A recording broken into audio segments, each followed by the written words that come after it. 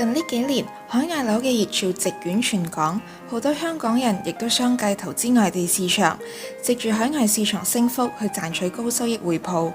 回報雖然好吸引，但係有冇考慮過你啲回報同租金點嚟啊？做業主嘅你一定要睇到最後。由於客仔揾我哋求救，拎咗佢泰國合約俾我哋，原來佢唔識出租㗎。我哋發現好多客仔都係唔識，而市場亦未有相關嘅項目，所以就成為今集嘅討論主題。而家免費教你做個聰明嘅業主。別收人房租啊！不收房租，我吃你啊！吃煎餅呗。出租同管理係兩件唔同邏輯、唔同功能，但又互相依賴嘅服務，可以解釋為冇好嘅出租就難有好嘅管理，冇好嘅管理就唔使出租。我哋先嚟睇一下出租服務啊！俾個問題大家，租金嘅來源就係你嘅收入，但係你點確定你而家租緊啊？運作嘅步驟係代理幫你收咗樓之後，再幫你做租務。租金係一個非常實在嘅收入，冇咩五花八門。嚟，又嚟睇下啊，係咪啊？好市正啊，好開揚。你買樓都係為未來，未來佢生咗個 BB 之後，兩房單位啱啱好啊！哦，好啊。放租嘅運作要先了解先會做到。海外樓嘅運作其實同香港租樓一樣，都係透過俾錢落廣告去將樓盤宣傳，準租客就會揾上代理，代理就會以你嘅名義去同租客簽約。到租金到手之後，就會季度、每個月或者年度等等，透過香港嘅同事再過翻落房東銀行戶口。除咗當地溝通同收錢處理呢個功能，一個代理盡可能都會報告翻租客係點嘅人，以確保房東嘅利益。租客係咪啲唔三唔四嘅人，代理會代理本人嘅財產，確保翻對方係身家清白先會放租。你唔識泰國版莊子強，你唔識泰國版潘金蓮，房東你都唔識，唔緊要，我哋嘅代理識。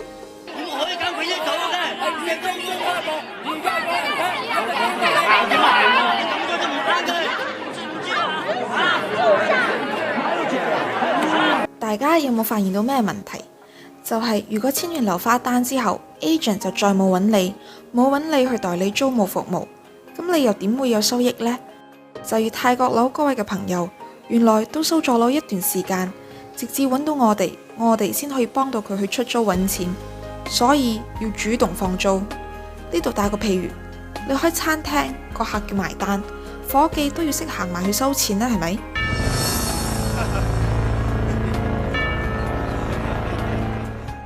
有以上問題嘅朋友，快啲揾我哋幫手出租啦！當成功出租之後，大家正式成為一個包租婆包租公。咁大家即將面臨第二個問題，代理成功幫你出租，又收到錢啦，但係點解下一手唔肯租？包租公包租婆最驚就係冇人租，其實係你冇留意住上一手做咗啲咩。原來你單位啲家私俾個客拎走晒，重點係冇人幫你去睇。到個代理同租客嚟睇樓，本身豪宅而家變爛屋，你又租唔租？回歸返，冇好嘅出租就難有好嘅管理，冇管理就唔使出租呢個點。咁咩係管理啊？管理係以一個個體嘅形式去幫你處理晒所有包租公嘅事物。負責管理其實唔係只去做一個看家咁簡單，唔係去守住門口咁簡單。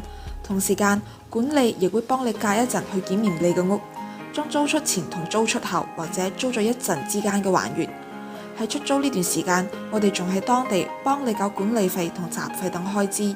你想唔到嘅問題，管理亦都包括上一手嘅細路劃花晒你嘅牆，個客將你本身嘅牆拆咗，你喺香港係冇方法去處理到。例如你個租客發現冇電揾你求救，你會唔會飛過去馬來西亞同佢拎燈泡呢？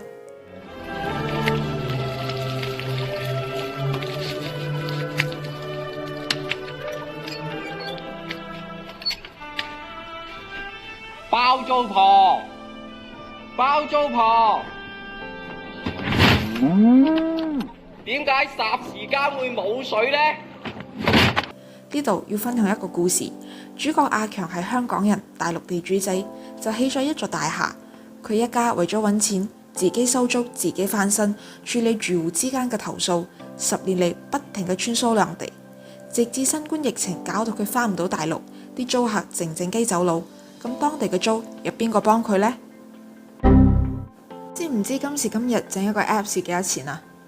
隨住管理服務市場呢個大趨勢，我哋為咗房東嘅管理同監控，開發咗手機應用程式，配合專業攝影功能同視頻服務，你可以亮地監視你嘅物業，等你再出指示。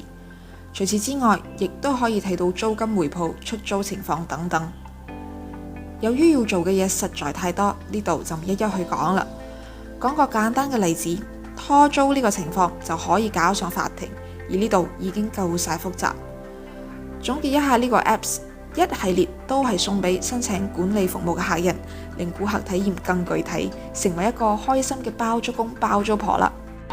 使費唔使錢啊？你班契弟啊，呢個月租又唔交，仲咁多嘢講。但係我個頭洗到一半，你嚟關水喉。我何止關水喉啊？從聽日開始，逢1、3、5進行制水，2、4、6間歇性供水，吹啊！沒有好嘅出租就難有好嘅管理，沒有管理就唔需要出租。呢兩樣係令到大家可以有回報，而回報嘅多少就取決於收樓同驗樓，所以記得留意下一集啦。